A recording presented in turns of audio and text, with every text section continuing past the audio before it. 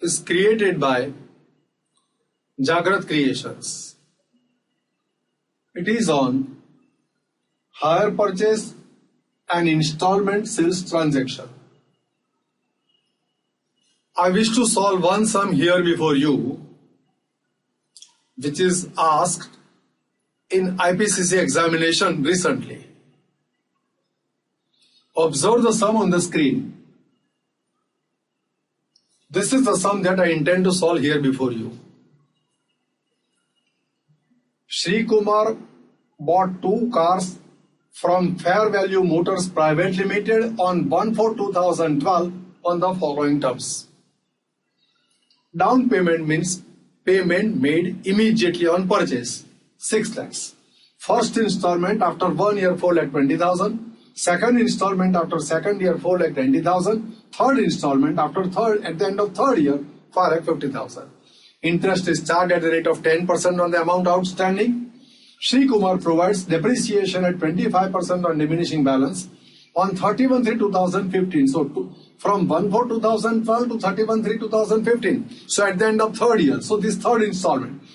On 31st of March 2015, Shri Kumar failed to pay the third installment, upon which Fair Value Motors Private Limited repossessed one car. Shri Kumar agreed to have one car with the Fair Value Motors Private Limited and adjust the amount of the value of car against the amount due. The car taken over was valued on the basis of 40% depreciation annually on return on value basis.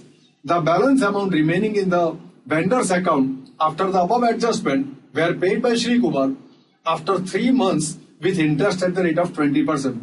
You are required to calculate cash price. See, cash purchase price of the 2 cars is not given. So we are required to find out the cash price. Prepare car account, Fair Value Motors account in the books of Shri Kumar, assuming that the book closes on 31st of March. Every year, figures are to be rounded off to the nearest rupee. So in this sum, 2 cars are purchased. Down payment is made. There are 3 annual installments. But the cash purchase price, if you are prepared to pay upfront the total amount of 2 cars, which is identified as the cash purchase price, immediate payment purchase price, that is not given to us. So we are required to find out the immediate purchase price, means cash purchase price, that we are required to find out. Because all these payments made after purchase of shares includes interest, because the payment is made after passage of some time. So all these payments, so if you make a total of this payment, that total payment is made of principal payment plus interest payment. So we are required to remove the interest element from each of the installment, and we are required to find out the principal amount paid at the time of each installment, and the total of principal amount paid by us will give us the cash purchase price. So first of all, I want to find out the cash purchase price. So I'll prepare working note for that. Just observe. This is the details of the sum. Here I prepare working to find out the cash price. I don't know cash price of 2 motor cars.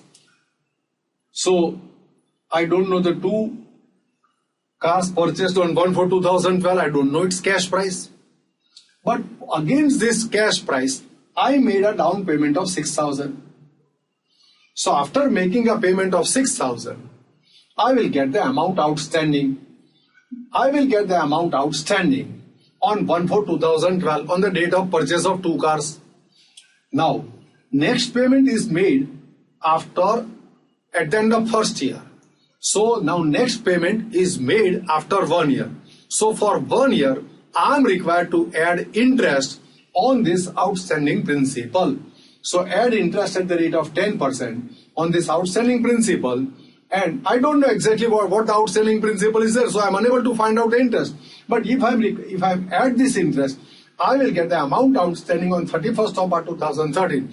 So amount due after 1 year, that I will get by this addition of interest at the rate of 10%. Against this outstanding amount, 4,20,000 has been paid. Now after payment of this 4,20,000, I will get the amount outstanding after payment of 4,20,000.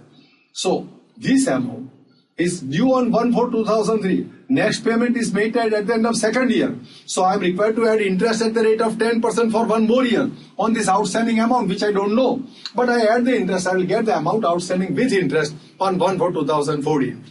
Now I pay the second installment. Once again, I will get the amount outstanding after payment of second installment. In this second installment, I pay interest I just add interest at the rate of 10% for one more year. So I will get the amount outstanding on 1/4/2016, that is 31st of March 2016. Against that, I am required to pay the third installment 5,50,000. On payment of this 5,50,000, now nothing is outstanding. So now the amount outstanding is nil. So this is how I have prepared a working note with known numbers and unknown numbers. For unknown numbers, I have kept filler. For known numbers, I have recorded. Now on the payment of 5,50,000, amount payable is 0. So what was the amount outstanding on 1/4/2016? So by payment of 5,50,000, amount outstanding is 0. So amount outstanding was 5,50,000. This 5,50,000 is the amount which is made of 10% interest on the principal sum. So if 100 is the principal, 10 is the interest, the amount due with interest is 110. If amount due with interest is 110, then 10 is the interest. How much for 5,50,000? So I got the interest element 50,000. So 5,50,000 is the amount outstanding, which includes interest element at the rate of 10% on the principal outstanding. So that interest element is 5,000. So 5,50,000 amount due with interest. Interest element is 50,000. To find out the principal value from 5,50,000, you are required to deduct 50,000. So you will get amount outstanding on 1/4/2015, 5 lakhs. Now 5 lakhs are due on 1/4/2015 after making a payment of 4,90,000. So what was the amount outstanding before making payment of 4,90,000? So amount outstanding was 9,90,000. So this 9,90,000 is the amount outstanding on 1/4/2014, wherein 1 year interest at the rate of 10% is added. So I want to find out the interest element. Suppose that principal amount is 100, then interest is 10. Amount due with interest is 110. If 110 is the outstanding amount, then 10 is the interest. How much for 9,90,000? So if you work out interest element to be 90,000. So 9,90,000 is the amount due with interest, which includes interest element 90,000. So if you want to find out the principal amount therefrom, 9,90,000 minus 90,000, 9 lakh is the principal amount on which interest has been calculated for 1 year at the interest rate of 10%. So now I find the principal sum 9 lakhs. 9 lakh plus 90,000. Now 9 lakhs rupees are outstanding after making payment of first installment 4,20,000. So what was the amount outstanding before making payment of first installment? So 9,90,000, 9 lakh plus 4,20,000. So here you will find the amount outstanding. 13,20,000 was the outstanding amount. This outstanding amount on 31/3/2013. On 31/3/2013, this amount is outstanding, which includes 10% interest at the rate of 1 year. So once again, if the principal amount outstanding is 100, principal amount is 100, interest is 10, amount due with interest is 110. 110 is to 10, how much for 13,20,000? 1,20,000 is the interest element included in 13,20,000. So 13,20,000 includes 10% interest. How much? 1,20,000. So what was the principal amount outstanding before that? 13,20,000 minus 1,20,000. 12 lakh was the outstanding amount. So 12 lakh on which if you calculate interest at the rate of 10%, it will be 1,20,000. Now 12 lakh is the amount outstanding after making a down payment of 6 lakhs. So 6 lakhs down payment is made. After that amount outstanding is 12 lakhs. So what is the amount due before the payment of down payment? So 12 lakh plus 6 lakhs. 18 lakhs is the 2 cars purchase price. So 1 car is purchased for 9 lakh or 1 car can be purchased for rupees 9 lakh on making immediate payment. But here the payment is not made immediately. Payment is made in installment. So we are required to pay interest at the rate of 10% on the amount outstanding or the amount unpaid. Now this is one way to work out the purchase price of two cars. Now let me give you the alternative method to work it out. Now see, this alternative method is more famous, where we start with the last installment, because on the making payment of last installment,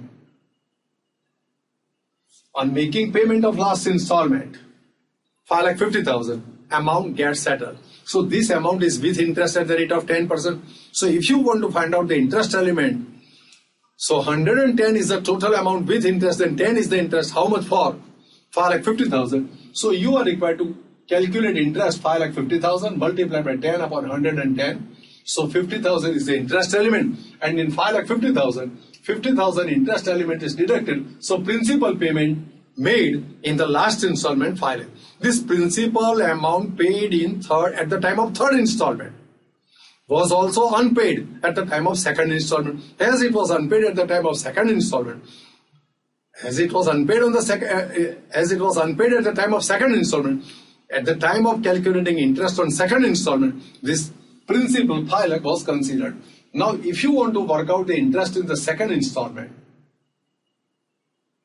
4,90,000.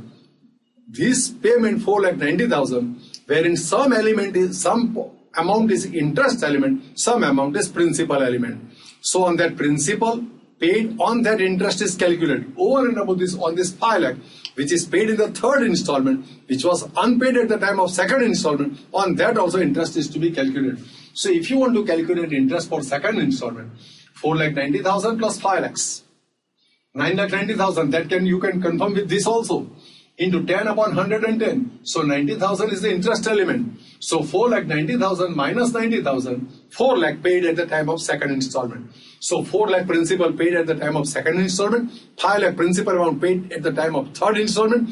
Both the installments were unpaid at the time of making of first installment. So 9 lakh is the principal sum outstanding at the time of payment of first installment. So if you want to calculate the interest for first installment, this principal amount was unpaid at the time of first installment. So interest must have been calculated on this unpaid principal amount. So if you want to calculate interest, 4,20,000 plus 9 lakhs, total of this 5 lakh plus 4 lakh 9 lakh, into 10 upon 110. So interest element, if you work out to be 1,20,000, which confirms over here. Now 420 minus 120, principal paid 3 lakhs. So principal amount paid in 3 installment, 5 lakh, 4 lakh, 3 lakh, total 12 lakhs. Down payment 6 lakhs if you add, you can have the cash price for 2 cars. So cash price for 2 cars is 18 lakhs. This is the alternative way of calculation is being mentioned to you. Just confirm, this is how the calculation agrees.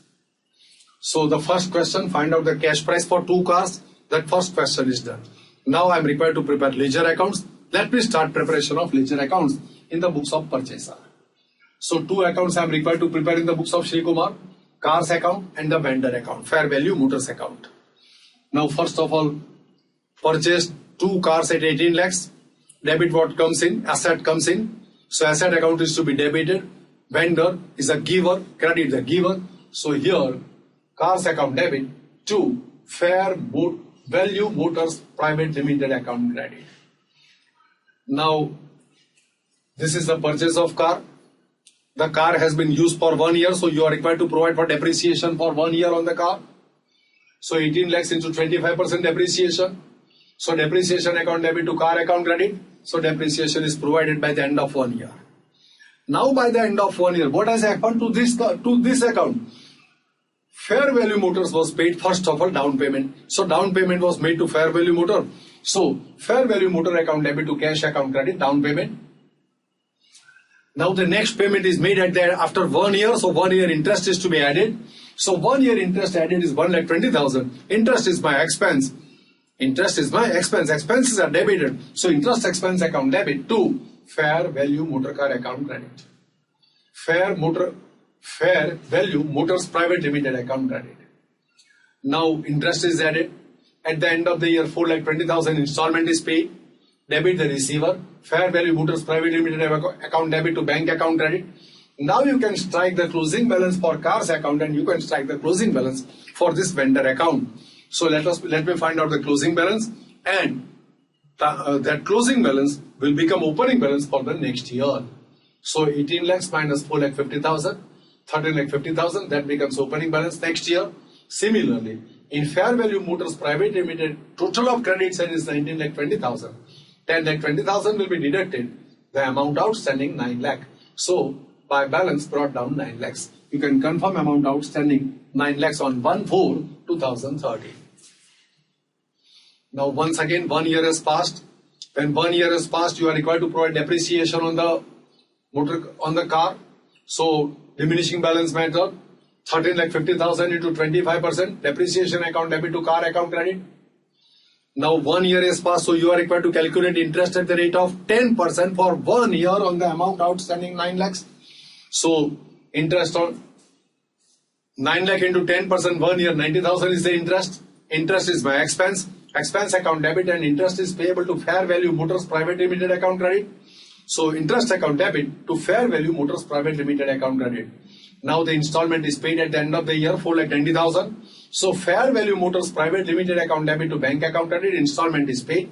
Now the year is over. Strike the closing balance in machinery account as well as in the vendor account. So if you strike the closing balance total 13 lakh 50,000 minus 3,37,500, so you will get the return on value for 2 cars, 10 lakh 12,500. That becomes opening balance for the next year. Now close the account. At the end of the year, total of credits at 9 lakh 90,000 minus payment made 4 lakh 90,000. So balance carried forward 5 lakh. That becomes opening balance for the next year. Now next year, this is the starting of next year.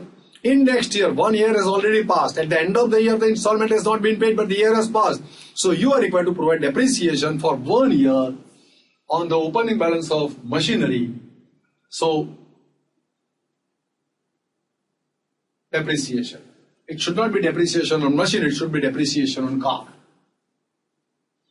Now, interest at the end of 1 year is to be paid. 5 lakh is the principal sum, 10% interest 50,000. Interest is an expense. Interest account debit to Fair Value Motors Private Limited account credit. Now 5 lakh 50,000 is required to be paid, but you could not pay.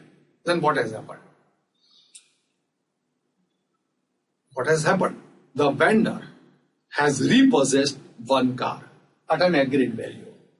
So this 5 lakh 50,000 is the installment, third installment due, but could not be paid. Then what is to be done if the installment could not be paid?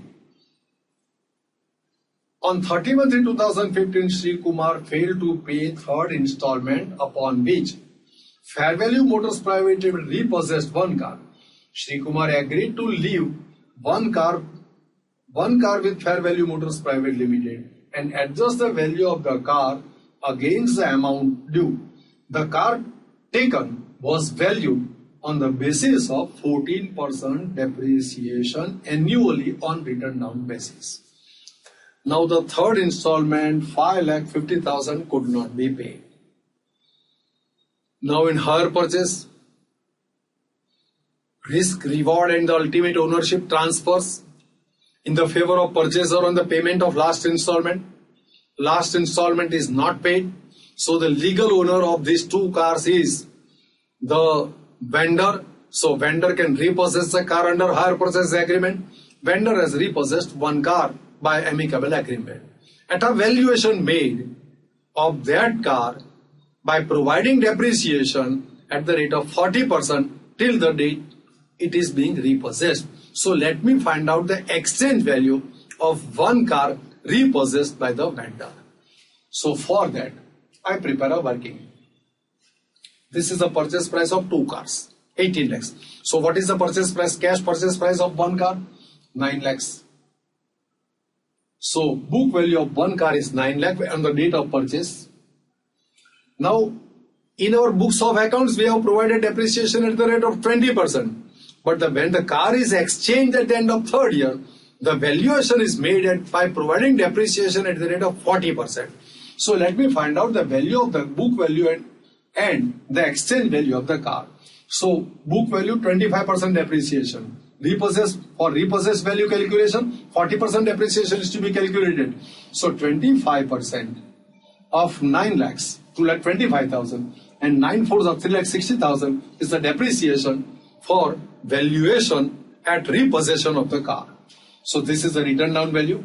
Second year depreciation 20% on 6,75,000, and here 40% on 5,40,000.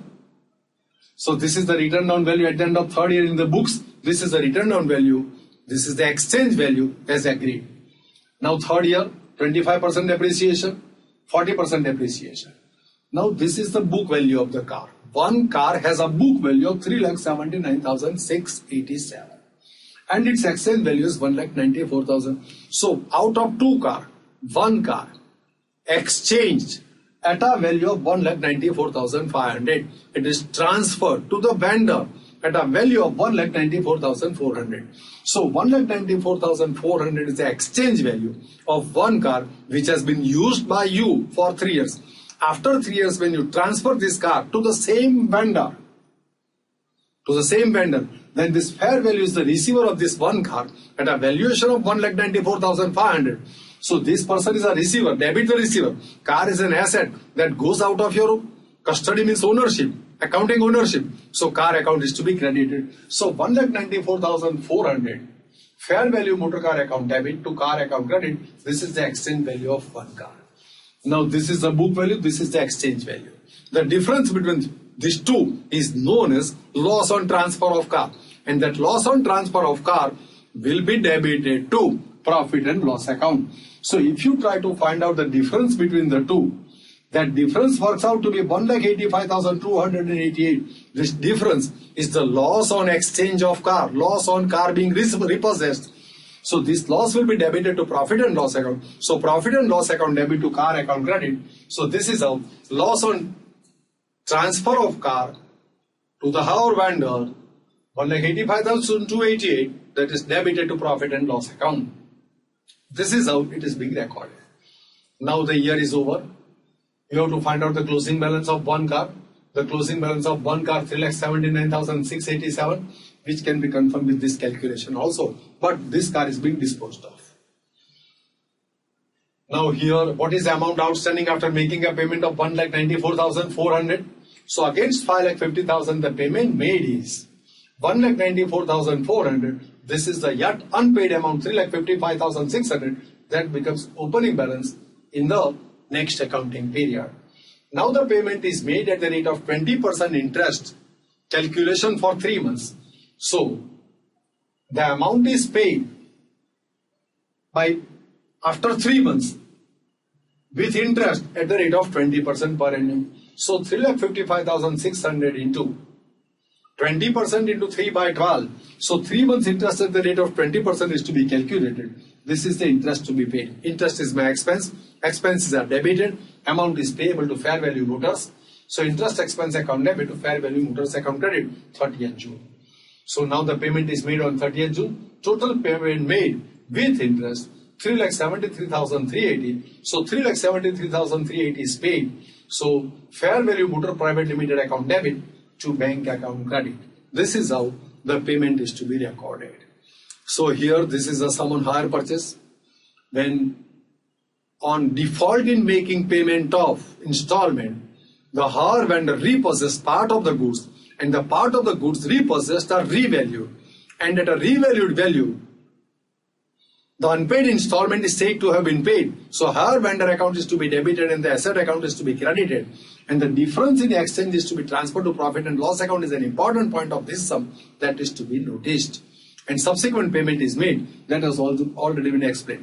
Here in this sum I have explained this calculation by 2 different methods to make your concepts clear. I think I have tried to explain you all these things. I feel that you have followed all these things. Thanks to all.